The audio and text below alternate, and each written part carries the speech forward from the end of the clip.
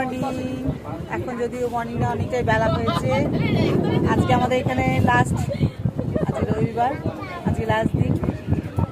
তো আজকে আমরা যাচ্ছি যে এখন তো আমরা লঞ্চে, বুঝতেই পারছো, যাচ্ছি আমরা ডোমাগি ফরেস্টে, ডিপ ফরেস্ট যেটাকে বলে, সেখানে যাচ্ছি।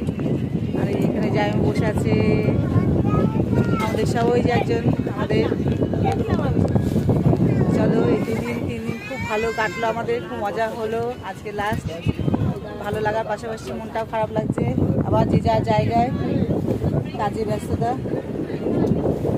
চলো, যেটুকু সময় পাওয়া যায় আনন্দ করে নিই।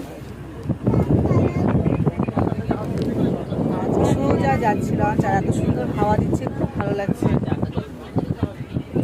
কেমন খেলাম?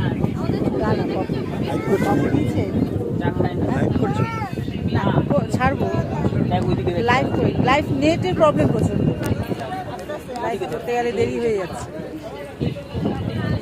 চলো তোমাদের একটু ব্যাক ক্যামেরা দেখাই, ভিডিও করছি। এই দেখো, দেখতে পাচ্ছ কখনো মেঘ আর কখনো সুন্দর রোদ উঠছে, আবার কখনো মেঘ করে বৃষ্টি আসছে। এত সুন্দর, কি বলবো তোমাদের, মনে হচ্ছে গাছগুলো হেলে আছে, মেঘের সুন্দর লাগছে, তাই না?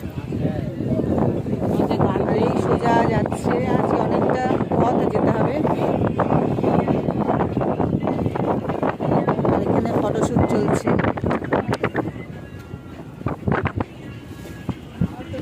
তো দেখো, এখানে আমাদের বোট তো এগিয়ে চলেছে সামনের দিকে, আর বেশ ভালো লাগছে। আর প্রচণ্ড রোদও উঠেছিল, সবাই সবার মতন করে আনন্দ করছিল, ফটো তুলছিল।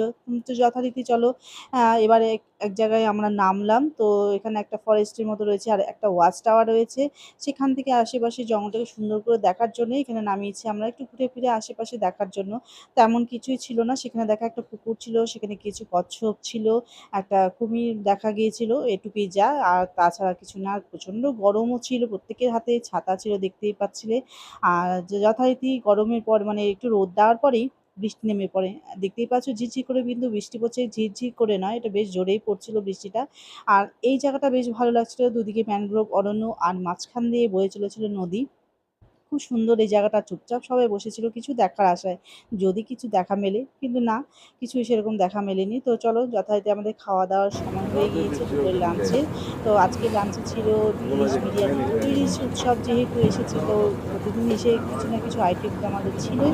তো আজকে ইলিশ বিরিয়ানি ছিল, খেতে খুবই সুন্দর হয়েছিল, খুব ভালো হয়েছিল, প্রত্যেক দিনই রান্না খুব ভালো হয়েছিল। তো পাশাপাশি চিকেন কষাও ছিল।